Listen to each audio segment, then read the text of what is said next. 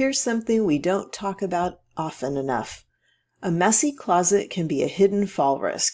Seems small, but cluttered shelves and hard-to-reach clothing force older adults into bending, twisting, and stretching in ways that can lead to real injuries.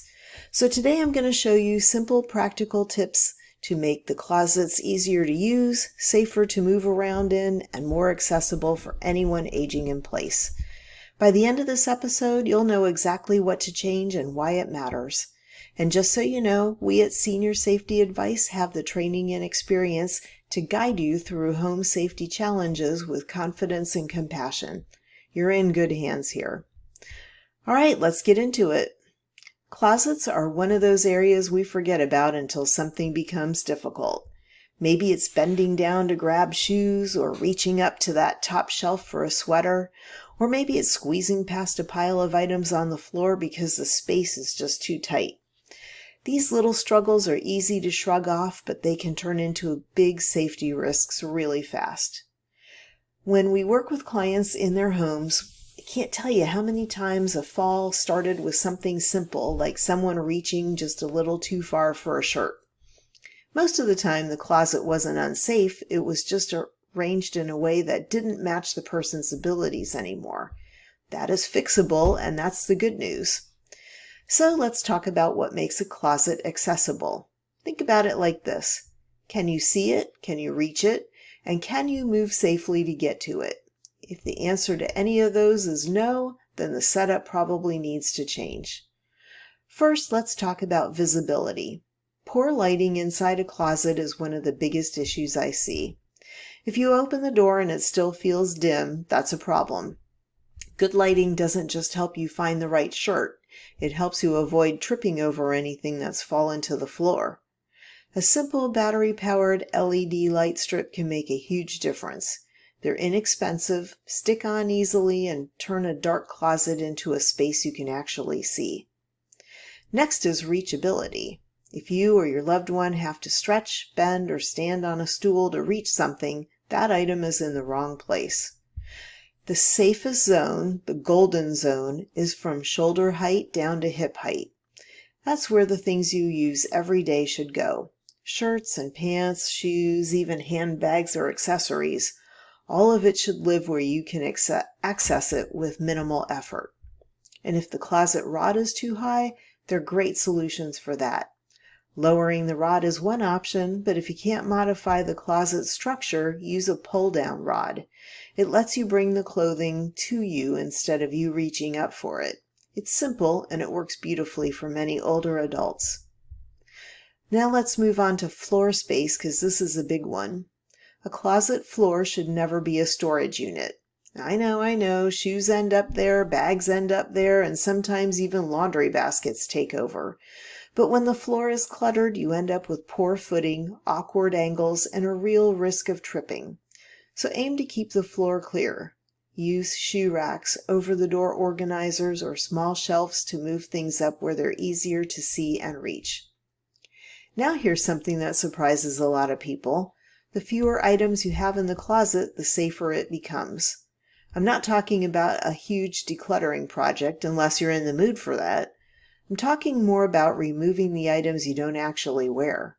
If it doesn't fit, if it's uncomfortable, or if it hasn't been used in a year, it's probably just taking up space and making everything harder to access. Another thing that helps is organizing by category. When everything has a place, you don't have to dig, twist, or lean to find what you're looking for. Put shirts together, pants together, jackets together. Keep shoes paired and stored at a reachable height. Sort handbags or belts into easy-to-grab bins. It sounds simple, but it saves energy, reduces strain, especially for people with arthritis or balance problem. Speaking of balance, let's talk about stability. If someone uses a cane, a walker, or needs to hold on to walls or furniture for support, a crowded closet can be a dangerous obstacle. The doorway needs to be clear. The path to the clothing needs to be wide enough. And nothing should be poking out, hanging loose, or falling into the walkway. A safe closet shouldn't make you feel like you're navigating an obstacle course. Now, if you're a caregiver who's listening to this, here's something important. Closet organization is not just about convenience. It's also about dignity. When a loved one can choose their own clothing easily, it supports independence. It reduces frustration. It even helps with routines and daily confidence.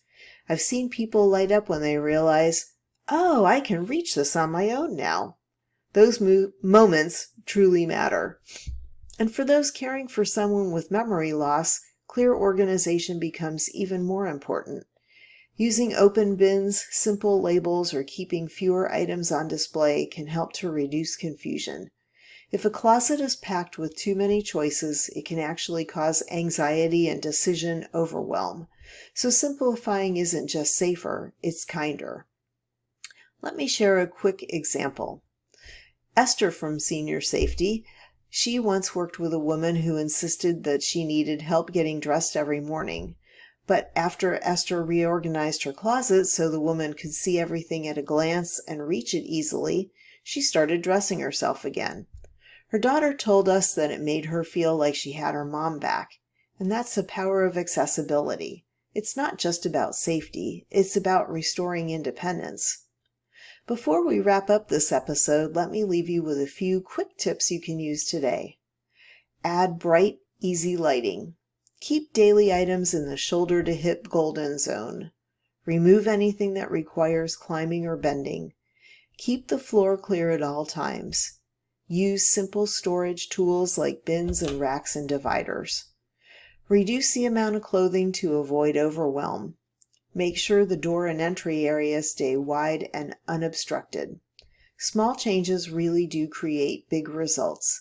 And the best part is that most of these are inexpensive, fast, and doable in a single afternoon. So thanks for joining me today. Please share this episode with someone you care about who could use the information to make their life safer. You'll find more resources for seniors and caregivers on our website at seniorsafetyadvice.com. And if you're searching for an aging in place specialist, please visit our sister website at aginginplacedirectory.com. Also, if you haven't subscribed to our YouTube channel or to this podcast yet, go ahead and do that right now. And then come back tomorrow for another daily moment of guidance and encouragement, right here on the Senior Safety Advice Podcast. Until next time, thanks for listening. Take care. Bye.